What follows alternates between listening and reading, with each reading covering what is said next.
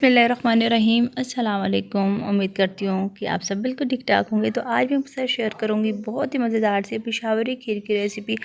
बहुत ही basic ingredients इसमें जाएंगे और बहुत ही टेस्ट में ये मज़े की बनती है और बहुत ही फ्लेवरफुल ये खीर बन के तैयार होती है। तो वीडियो को प्लीज़ आप पूरा देखिएगा।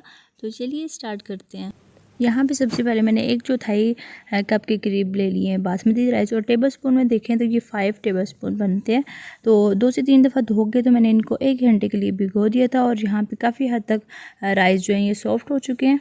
यहाँ पे हाथ की मदद से मैंने अच्छे तरीके से इनको मिक्स कर लेना है, इनको पीस लेना है और उसके बाद हमें इसको ब्लेंडर में डाल के तो यहाँ पे मैंने एक ब्लेंडर ले लिया और उसमें मैंने शामिल कर दिए तमाम राइस।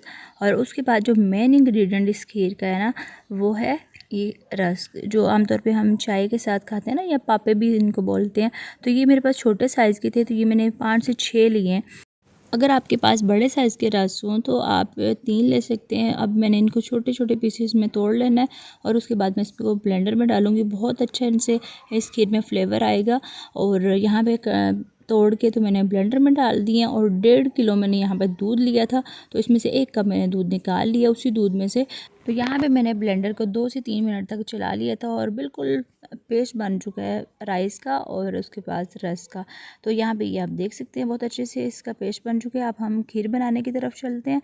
तो यहाँ पे मैंने 1.5 किलो दूध जो है जिसमें से 1 कप मैंने निकाल दिया। तो बाकी जो दूध था ना वो मैंने बॉयल होने छोड़ दिया था। यहाँ पे बॉयल आ चुका है इसमें।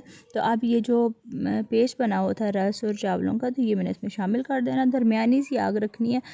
चम्मच को मैं वक्फे से चलाती जाऊँगी जब तक इसमें उबाल नहीं आ जाता। तो साथ ही ब्लेंडर में थोड़ा सा पानी डाल के ये भी मैंने इसमें शामिल कर दिया। तो यहाँ पे जो है ना खीर हमारी पकना शुरू हो गई है। अच्छे से चम्मच को हमने इसको मिक्स करना है और उसके बाद ढक्कन से ढक के मैंने इसको 10 मिनट तक पकने छोड़ देना है। 10 मिनट के बाद यहाँ पर बीच में मैंने एक दफ़ा चम्मच चला लिया था और यहाँ पे खीर हमारी बहुत अच्छे से पक रही है। काफ़ी हद तक ये गाढ़ी हो चुकी है। तो यहाँ पे चम्मच को मैं अच्छे तरीके से इसमें चला लूँगी। साथ ही साथ यहाँ पे आधा चाय का चम्मच इस स्टेज पे मैंने डालनी है इसमें हरी इलायची का पाउडर। इससे बहुत अच्छी खुशबू खीर में आएगी। और साथ ही पौना कप के करीब या हस्ब ज़रूरत आप चीनी इस्तेमाल कर सकते हैं। चीनी मैंने डालने के बाद अच्छे तरीके से इसको मिक्स किया।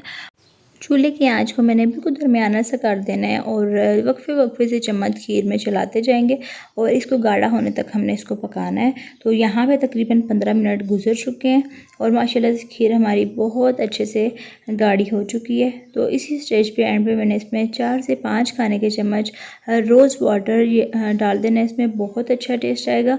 तो अगर आपके पास रोज़ एसेंस हो तो आपने चंद कतरे डालने हैं।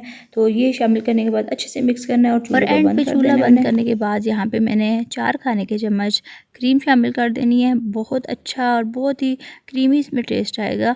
तो यहाँ पे क्रीम शामिल करने के बाद आप चाहें तो इसमें खोया भी शामिल कर सकते हैं। तो यहाँ पे क्रीम को खीर के साथ अच्छी तरीके से मैं इसको मिक्स कर लूँगी। और आपने एक चीज़ का ख्याल रखना है, क्रीम डालते टाइम खीर जो है ना वो ठंडी होनी चाहिए। आपकी खीर जो है वो गर्म नहीं होनी चाहिए, नहीं तो वो क्रीम मेल्ट हो जाएगी इसमें। तो यहाँ पे आप देख सकते हैं इसकी थिकनेस बहुत अच्छे से, बहुत ही मज़े की हमारी खीर जो है ये बन के तैयार हुई है। और इसको मैंने एक स्टील के बाउल में निकाल दिया और ऊपर से मैं पिस्ते और बादाम से इसको गार्निश कर लूँगी।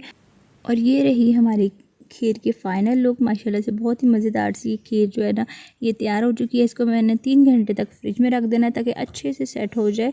तो यहाँ पे मैंने 3 घंटे तो नहीं रखा था, लेकिन यहाँ पे तकरीबन 1 घंटा मैंने रखा था। अभी थोड़ी सी सेट नहीं हुई, लेकिन मैंने वीडियो को फ़ाइनल करना था, इस वजह से मैं आपको इसकी फ़ाइनल लुक दिखा रही हूँ। और माशाल्लाह से ये देख सकते हैं बहुत ही मज़े की, बहुत ही ज़्यादा ये क्रीमी खीर जो है ये बनी है और टेस्ट तो बहुत ही लाजवाब का इसमें आया है। तो ये इसकी फ़ाइनल लुक है। आप भी इसी तरीके से खीर बना के तो अपने फीडबैक से मुझे आगाह ज़रूर करिएगा। तो यहाँ पे ये बहुत ही मज़े की और बहुत ही फ्लेवरफुल खीर माशाल्लाह से बन के तैयार हुई है।